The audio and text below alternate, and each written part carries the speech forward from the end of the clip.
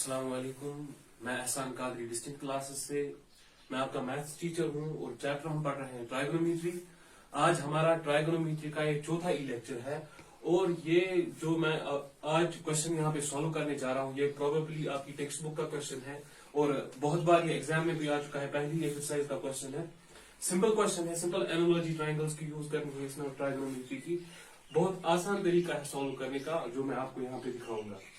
सवाल ये है कि if angle A and angle B are acute angles, दो एंगल्स हैं ट्राइंगल के, angle A and angle B, ज एंगल्स दित angle A the angle B. ये और सवाल बना they are acute angles means they are less than 90 degree. Acute angles angle A and angle B.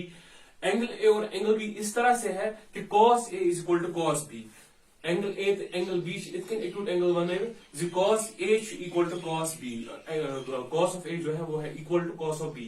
Show that angle a is equal to angle b। हमको ये दिखाना है कि अगर दो angles angle a and angle b ऐसे बनाए हुए हैं कि cos a is equal to cos b, हमको दिखाना है कि एंगल a जो है वो बराबर होगा एंगल b के। आप इस फिगर की तरफ देखिए, मैंने यहाँ पे एक फिगर बनाई है, जूम थोड़ा फिगर बनामस triangle A B C, triangle A B C बनामस एंगल ए में एक्यूट जैसे कि सवाल में दिया गया है angle A and angle B are acute. A को मैंने एक्यूट रखा है, बी को मैंने एक्यूट रखा है, सी पर मैंने राइट एंगल बनाया है। ये को angle triangle A B C in which angle A and angle B are acute angles. Now we have been given with one thing that cos a is equal to cos b। Given cos a, जो information हमको देकर हम उसी से start करेंगे। cos a is equal to cos b। अगर हम इस ट्राइंगल में देखेंगे, in triangle ABC cos a angle से इनटू कंसिडरेशन। a cos होता है base upon hypotenuse, cos base upon hypotenuse. ये एंगल ए न्यून इंटू कंसिडरेशन, बेस हो गया एडजेसेंट साइड जो होगा एंगल ए का वो AC, cos A हो गया साइड एडजेसेंट टू A या जिसको हम बेस बोलते हैं, divide by hypotenuse.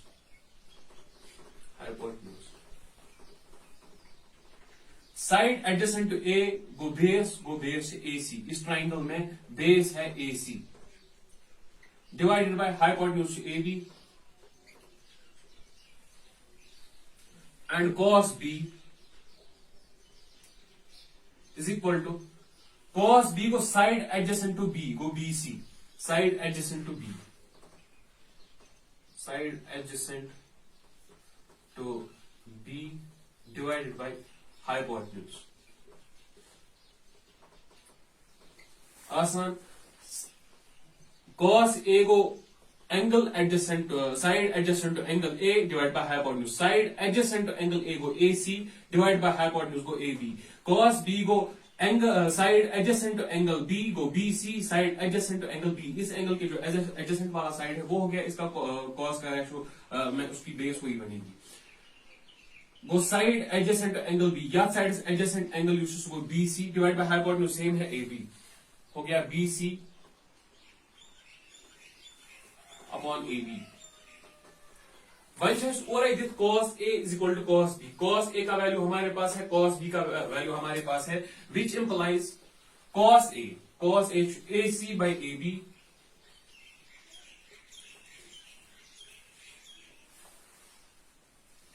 cos A is AC upon AB is equal to cos B should BC upon AB।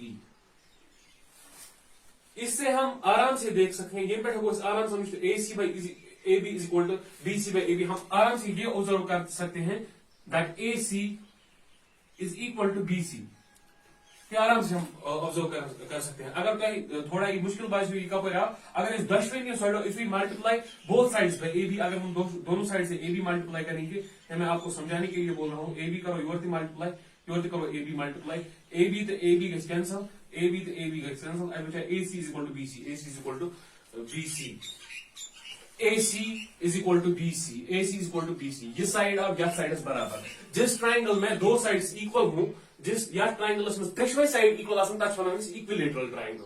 जिस राइट ट्राइंगल इक्विलेटरल ट्राइंगल, क्योंकि राइट ट्राइंगल इक्विलेटरल ट्राइंगल की एक property ये है कि उसके सारे एंगल्स जो है वो 60 डिग्री के होते हैं। या एंगल बड़े 90 डिग्री, ये राइट ट्राइंगल कभी इक्विलेटरल नहीं हो सकता, ये आइसोसेलेस हो सकता है।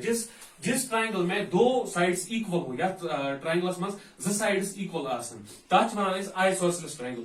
या ट्राइंगल्स मज ABC यस मज द्राव AC equal to BC, AC equal to BC means this is an isosceles triangle.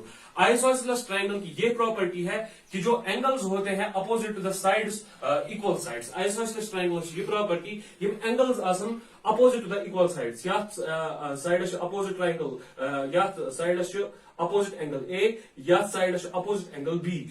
Isosceles triangle की ये प्रॉपर्टी है कि जो उनमें एंगल्स होते हैं opposite to equal sides, they are equal, which implies angle A is equal to angle B। इसका मतलब हो गया ये आइसोसेलेस ट्राइंगल है, isosceles triangle which implies angle A is equal to angle B, because angles opposite to equal sides of isosceles triangle are equal। आसान question है ये, बहुत बार आ चुका है। आई फिर करूंगा रिविजिट यू क्वेश्चन पर। और दिख cos A is equal to cos B, दो एंगल्स देकर है, एक्यूट एंगल्स जिनमें cos A is equal to cos B। हमको प्रूव करना है angle A is equal to angle B। अगर हम ये ट्राइंगल देखेंगे, हम से A acute angle B acute angle C पे राइट एंगल है। अगर हम इसमें cos A देखेंगे, cos A को बेस अपॉन हाइपोटेन्यूज को AC upon AB, AC upon AB। cos B हो गया बेस, अब ये बनेगा B के जब हम B लेंगे into consideration, given base hypotenuse वो BC upon AB, BC upon AB।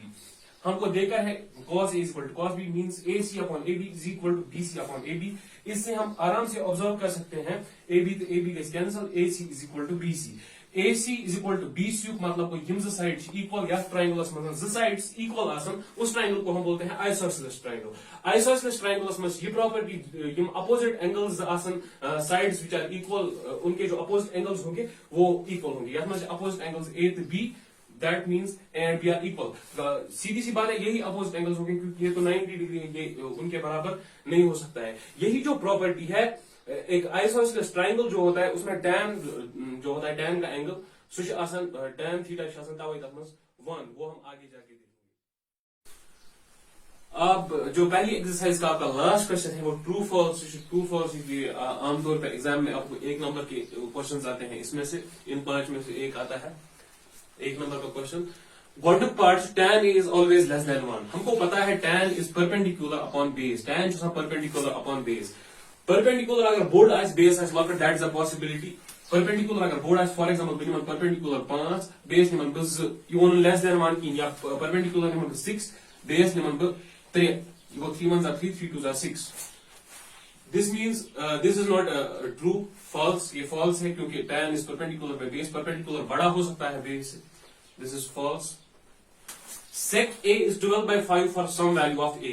sec A छा कुछ वैल्यू खतर है क्या sec A 12/5 sec छ आसान, sec go inverse of cos, sec is equal to sec A is equal to 1 by cos A, sec A go 1 by cos A। cos होता है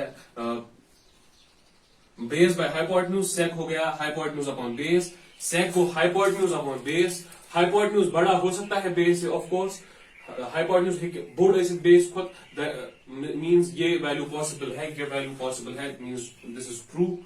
hypotenuse है कि बोर्ड ऐसे बेस खुद ये 12/5 वो board is locked, this can be possible.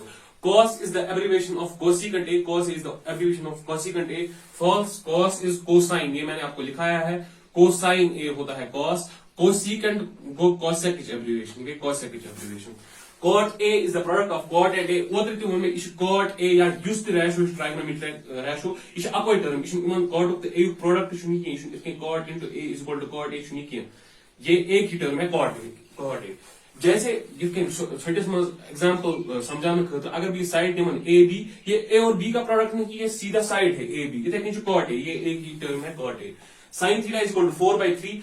Sign theta का value कभी ग्रेटर देन 1 नहीं होता, क्योंकि साइन थीटा में ऊपर बैठ के परपेंडिकुलर बोन के हाइपोटेन्यूज बैठ के लॉन्गर टर्म बोन के बड़ term numerator is greater denominator is smaller always. In case of sine numerator is always less than denominator. यहाँ पे गलत है, यहाँ पे न्यूमरेटर बड़ा है, डिनोमिनेटर छोटा है। This means this is false. This is your first exercise of trigonometry. Hope you are understanding my videos well. Keep sharing, keep supporting. Thank you.